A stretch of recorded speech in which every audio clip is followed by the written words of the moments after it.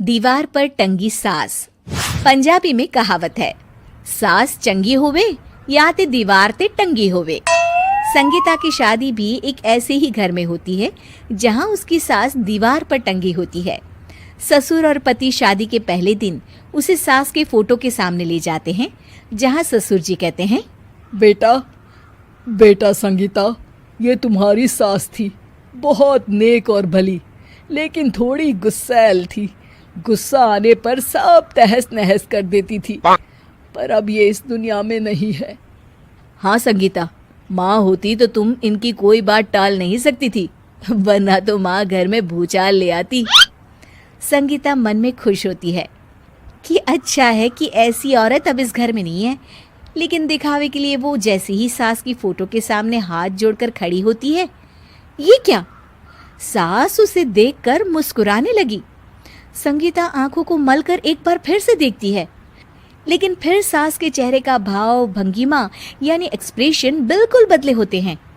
वो अपने पति और ससुर को कहती है, माँ की तस्वीर तो स्माइल कर रही है। ना ना बेटी, ये कैसे संभव है? जरूर तुम्हें कोई गलती हुई होगी, ऐसा कैसे हो सकता है? लगता है तुम शादी की सारी फॉर्मेलिटी करते करते थक गई हो, तुम्हें आराम की जरूरत है संगीता। खैर, सारे संगीता की बात को इग्नोर कर कमरे में चले जाते हैं। वैसे सास की फोटो पर एक्सप्रेशन एक के बाद एक बदलते ही रहते हैं।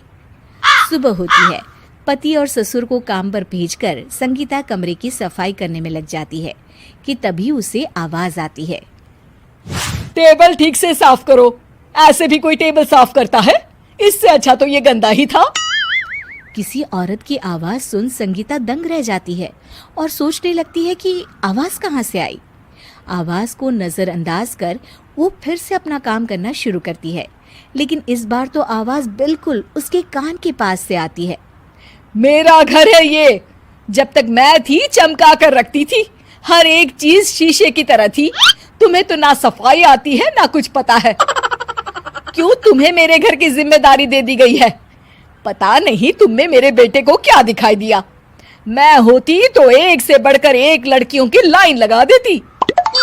अब संगीता को समझने में देर नहीं लगी कि ये आवाज किसी और की नहीं बल्कि उसकी सास की है, जो दीवार पर टंगी है। वो उसके पास जाती है और कहती है, नमस्ते सासू माँ, मुझे तो कल ही लग रहा था कि दीवार में कुछ काला है। वो दीवार नहीं, दाल होती है पगली। सही पकड़े हैं सासू माँ। तो क्या हो गया आपको जो आप यहाँ भी चैन से नहीं बैठी हैं?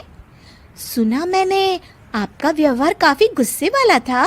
चुप रह तू, ज्यादा बकर बकर ना कर। घर का काम करना तो आता नहीं, आई है मुझसे बहस करने। हाँ देखिए सासू माँ, मैं आपसे साफ साफ कह देती हूँ, मुझसे पंगा लेने की कोशिश मत करिएगा। तभी पीछे से संगीता का पति आता है।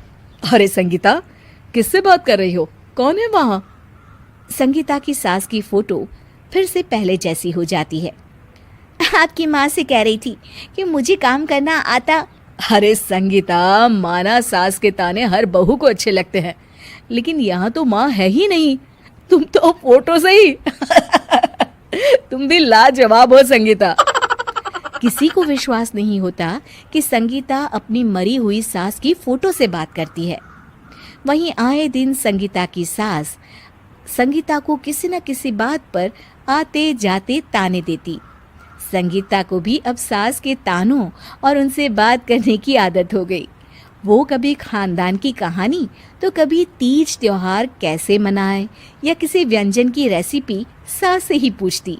सारा दिन घर में अकेली संगीता की सास अब उसके लिए तानों के साथ पक्की साथी की तरह भी रहने लगी थी, जो किसी और को नहीं बल्कि संगीता को ही सुनाई देती। तो देखा आपने, सास बहू का रिश्ता हर रिश्ते से ऊपर होता है, फिर चाहे वो खट्टा हो या